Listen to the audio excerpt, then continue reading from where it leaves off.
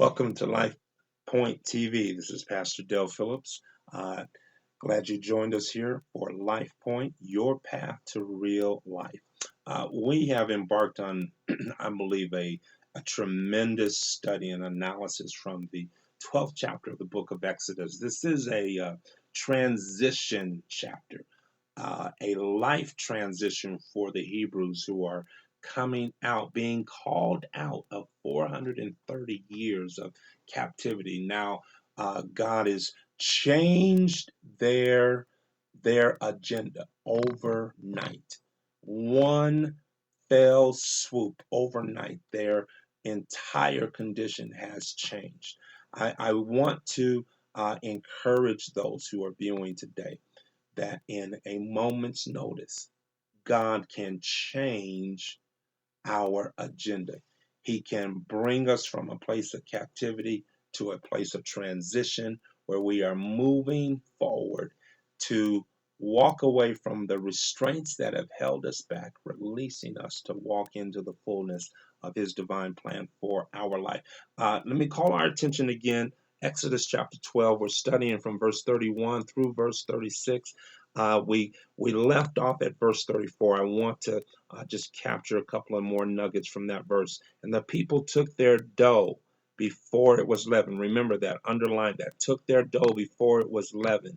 Their kneading troughs being bound up in their clothes upon their shoulders. And the children of Israel did according to the word of Moses. This is important. When it's time to transition, we cannot hesitate.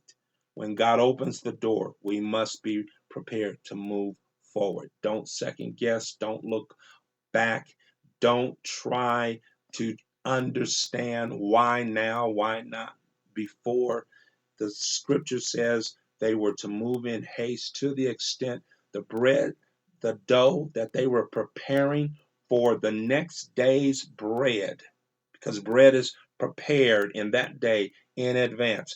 As they were preparing for the daily bread, the next day's bread, God said, you don't have time to put leaven in this bread for it to rise, because I am going to change your condition right now.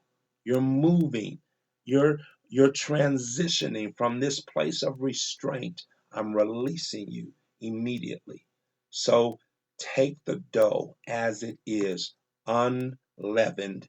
Take the kneading troughs as they are, wrap them up and move forward. And they began to assemble themselves, packing up. And this is the teaching point. When it's time to go, we take what's necessary, leave behind what does not matter. There's the symbolism here that they would take what's required to bring bread into their new day, into their new position.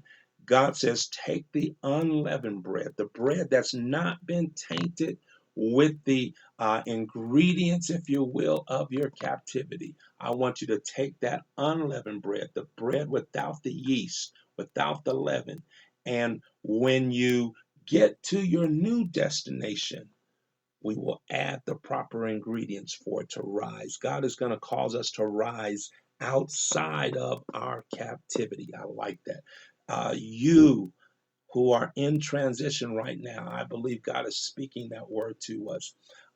We are going to rise outside our our captivity. Our bread is going to rise up outside of the place of our captivity.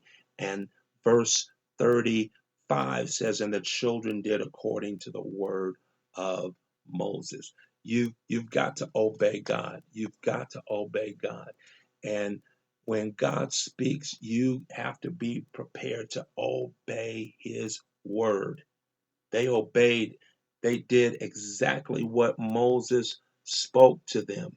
And I like this latter part. We're going to throw this in here real quick. They did all according to what Moses said to them. Verse 35, and the children did according to the word of Moses, and they borrowed of the Egyptians jewels of silver, jewels of gold, and raiment. While you're packing up and preparing to take what's necessary to move forward, to prepare for a new day in a new land, it's important to focus on what's necessary. They focused on the central feature of bread, the bread that would be required for the next day's provision. But when it came to material possessions, silver, gold, and clothing, God said, I don't want you to take what's in your present closet. Ooh, I like this.